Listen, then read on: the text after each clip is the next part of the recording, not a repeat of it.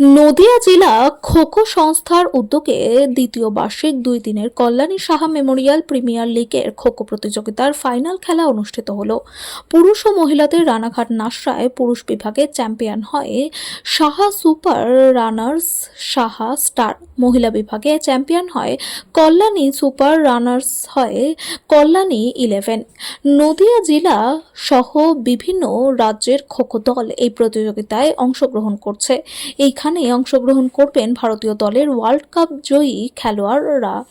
জেলা ও রাজ্যের বাছাই করা দল এই প্রতিযোগিতায় অংশগ্রহণ করে। আইপিএল এর মতন প্রতিযোগিতা অনুষ্ঠিত হয়। নদিয়া জেলায় একমাত্র টুর্নামেন্ট 4টি পুরুষদের 4টি মেয়েদের এই খোখো প্রতিযোগিতায় অংশগ্রহণ করেছিল। ফাইনাল প্রতিযোগিতায় উপস্থিত ছিলেন কাউন্সিলর শেখর মুহুরী, কাউন্সিলর বিজন সরকার সহ খোখো সংস্থার পদস্থ কর্মকর্তা ও বিশিষ্টজন।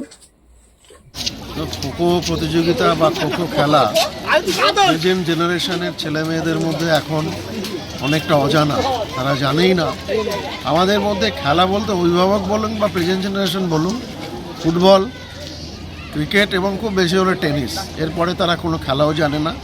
কিন্তু আমাদের খেলা যে একটা ট্র্যাডিশনাল খেলা, এটা যে আমাদের ইন্ডিজেনিয়াস খেলা, আমাদের ঘরের খেলা, ভারতবর্ষের নিজস্ব খেলা, সেটা আমরা ভুলতে বসেছি।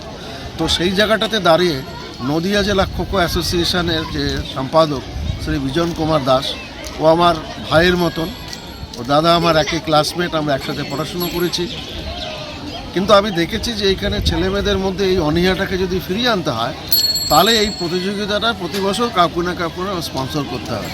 একটা সত্যি কথা বলি, সন্দেহের ঊর্ধ্বে এবং কোনো ক্রিটিসিজমের ঊর্ধ্বে আমরা যদি বাজেটের দিকে তাকাই, সেন্ট্রাল গভর্নমেন্ট বাজেট বলুন বা স্টেট গভর্নমেন্ট বাজেট বলুন, খেলার বাজেটের দিকে কেউ তাকায় না। সেই বাজেটটাকে যদি আমরা একটু ভালো চোখে দেখি, তাহলে যদি একটু প্রোঅ্যাক্টিভভাবে দেখি, তাহলে এই খেলাটাকে একটু কদর করা যায়। তো সেখানে যেহেতু তার পৃষ্ঠপোষকতা কম, তাই প্রাইভেট পৃষ্ঠপোষকতা এখানে চলে আসে। আমি শিবশঙ্কর সাহা, নাবার্ডের চিফ জেনারেল ম্যানেজার। আমার স্ত্রী কল্যাণী সাহা এই মাঠেই 50 বছর আগে খেলাধুলো করেছে। সে নাসরা গার্লসের স্টুডেন্ট, আমি নাসরা বয়েজের স্টুডেন্ট। আমার মনে হয়েছে এই খেলাটাকে ফিরিয়ে আনতে হবে। এই বাণীসংঘের মাঠে যে ঐতিহ্য ছিল, সেই ঐতিহ্যটা এই খেলার মধ্যেও আমরা ফিরিয়ে এনেছি। বহু ছেলেমেয়ে এখানে খেলতে এসছে, 8টা টিম আছে, 10-12টা জেলা থেকে এখানে এসছে। আমাদের উদ্দেশ্য থাকবে আগামী বছর অন্তত 50% ডিস্ট্রিক্ট, আমাদের রাজ্যের অন্তত 15টা ডিস্ট্রিক্ট থেকে ছেলেমেয়েরা খেলতে আসবে। তাতে যদি 2 দিনে নাও হয়, আমরা 3 দিনের খেলা করব। Fund I don't think it's a problem. বহু মানুষ আছে যারা খেলাটাকে এখানে প্রোৎসাহন দিতে চায়। ধন্যবাদ। আপনার নাম? আমার নাম শিবশঙ্কর সাহা, আর ডেজিগনেশনটা একটু বলুন। আমি নাবার্ডের চিফ জেনারেল ম্যানেজার।